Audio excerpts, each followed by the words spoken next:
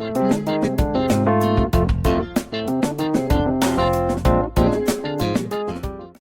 hey, hey! Recontek is back. Ito na naman tayo mga ka-Recontek. Mayroon tayong tanggap na Skyward 32E 3300 na ang issues ay dim picture. What? Come on guys, let's do this! Pero bago natin pakialaman yan mga guys, ay shoutout muna tayo ng ating mga subscriber. Katulad ng mga sumusunod. Kay Hermes Suarez ng Sapang Bato, Angeles City. How are you, sir? Kay at Faustino Corpus. Stay safe, sir. Kay Sir Rod Alovera, 1919. Kumusta, sir? At ang pinakahuli kay Sir Hardy Aquino, 7291. Stay safe, sir. Heto na mga ka-Recontek, at bago natin buklatin ay tignan muna natin yung kanyang kasalukuyan na problema. Kailangan natin ipakita sa inyo kung ang malabong picture na sinasabi ng may-ari ay tunay nga bang yan ang issue. So ito na, pinower on ko na. Ayun, nagbukas na ang TV at mukhang malabo nga yung pinaka backlight ng monitor natin. Sinubukan ni Recontek na i-adjust yung mga picture settings, pero parang walang pagbabago. Kahit taasan ko na ng 90, 85 yung kanyang brightness ay walang pagbabago. Kaya halina kayo mga ka-Recontek at atin nang buting tingin ang Skyward LED TV na to. At hindi pa ako nakontento mga ka-Recontek, ay nilagyan ko ng USB para makita natin yung pagkakaiba ng labo ng image na sinasabi ng ating customer. Ayan, binuksan ko uli. Pagpasensyahan nyo na kung medyo mahaba ng konti, dahil gusto kong i-prove sa inyo yung itsura ng malabong picture. Kahit man lang makita natin yung settings na nasa USB, mga picture niya na yan, yung mga pagpipilian na icon na yan, tingnan nyo po, parang nakatago yan, yung mga image ng selection mode ng LED TV na to. Kaya malabo nga. Kaya umpisahan na natin mga ka-Recontek ang pagbabaklas ng likod ng TV na to. Kadalasan ay sa ganyang sitwasyon ng problema ay syempre pag malabo ang ilaw mo, ano ang ini-expect natin? Malamang sira ang power supply nito. Either mababa or may component na nasira sa power supply. Kaya antabayanan nyo mga ka-Recontek. Binibilis-bilisan ko na nga yung pagbabaklas para hindi kayo mainip. Antayin natin ang magiging resulta. Kaya huwag mainip, lalong-lalo na sa mga bagong nagbukas sa YouTube channel na to, at maging ang mga newbie ay antabayanan natin na maayos natin ang problema na ito upang kayo man din ay matuto sa repair ng LED TV na katulad ng problema ng Skyward TV na to. Ayan, at nabaklas ko na ang pinaka power supply o main board ng LED TV na to. At ingat-ingat lang tayo sa pagbabaklas mga ka-Recontek. At ayun, medyo may napansin lang ako, nagpakita na yung mga nabuntis na kapasitor. Ayan o, ang dami guys ang nadisgrasya. 3. Ayun, may isa pa, 4 bali na kapasitor. Okay mga ka-Recontek, ipagpatuloy natin. Ay gusto kong tanggalin muna itong mga connector para hindi sagabal habang binabaklas natin yung mga kapasitor. Ingat-ingat lang tayo mga ka-Recontek sa pagbabaklas ng mga connector. Katulad ng ito ay ayaw paawat. Yung pala ay tatanggalin muna yung side cover para malaya natin na matanggal. At ganoon din ay tanggalin natin yung flat cable para hindi po masagi-sagi or madisgrasyang mapunit, dahil napakahalaga po ng flat cable na yan. Kaya si Recontek ay ingat na ingat din sa pagtatanggal. Lagyan ko muna ng mga tingga yung mga unang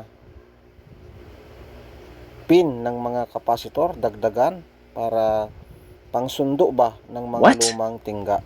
Tapos i-resolder natin using soldapult naman para matanggal yung kanyang tingga, para madali natin na matanggal yung kapasitor. Ganyan ang ginagawa ni Recontech. So eto na, katulad ng nabanggit ko kanina ay nasasagi-sagi ko yung flat cable, kaya eto muna at tatanggalin ko para hindi natin masira.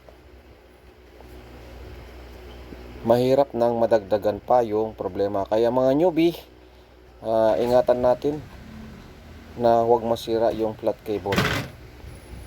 Ito yung isa, meron tayo nakita na Mylar capacitor na 224J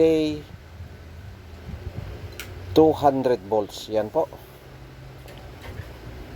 At ganun din yung capacitor na mga buntis ay 50 volts 100 microfarad. Yan po yung value.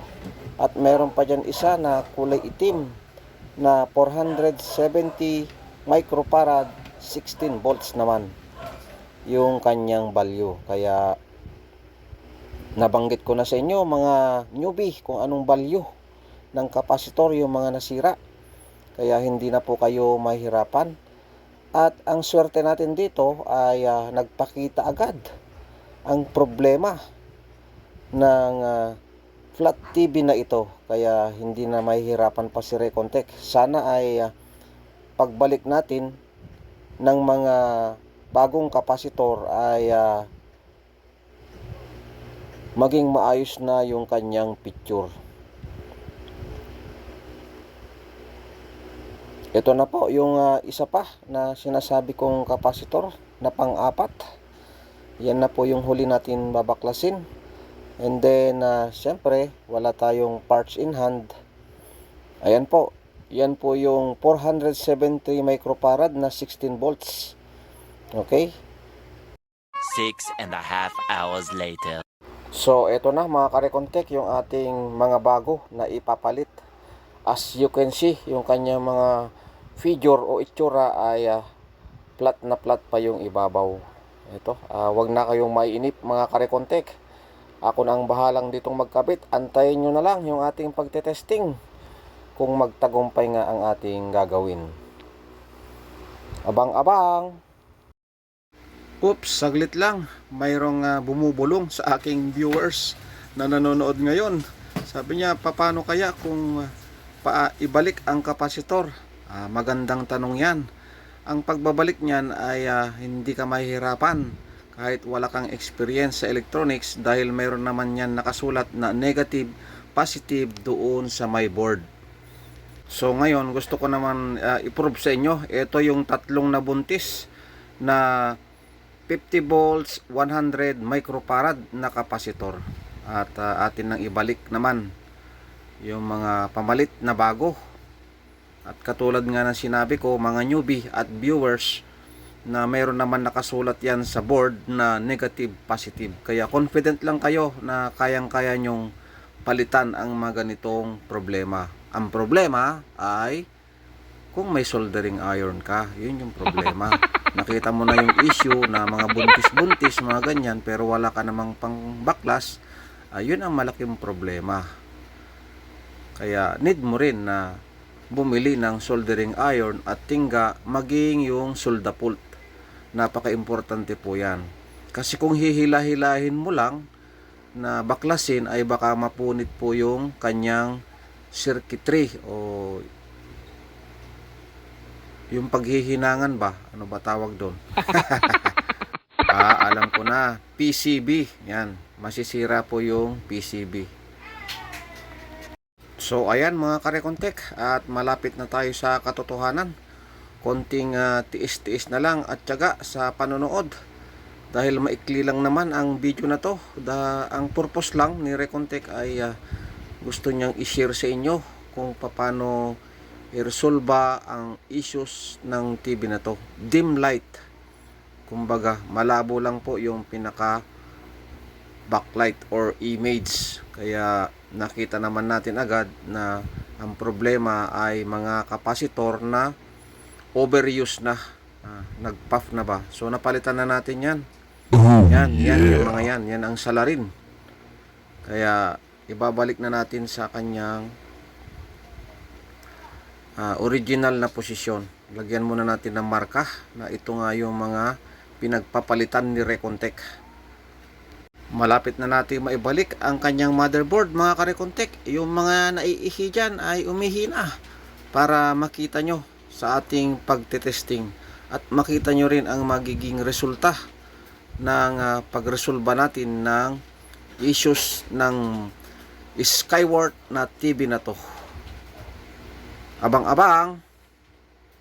So eto na, the moment of truth. Atin nang i-reveal ang ating ginawa, mga ka-Recontech. I-plug in na natin, and then kita nyo naman nakapula. Pindutin natin para mag-green. Ayan na, abang-abang. Oops, nag-power na siya. Skyward, ayan, luminaw na nga ang kanyang image. At subukan na natin using USB. Ayan, kita nyo ang pagkakaiba, mga ka-Recontech. Success tayo sa ating pagre-repair. O, kita nyo, ang lilinaw na ng mga icons.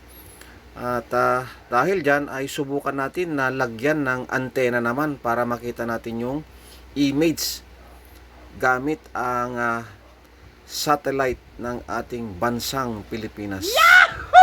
Sana ay hindi tayo makopyright ng istasyon na ating gagamitin. Silip lang tayo saglit. Silip-silip lang. Bawal ang copyright. What? Ayan na.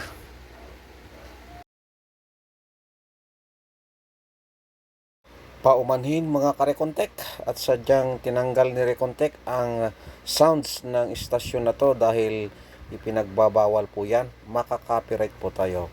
Kaya ayan, success tayo. Kung may natutunan ka, paki-subscribe naman ang Recontech YouTube channel. Maraming salamat sa inyo and God bless everyone. Bye-bye!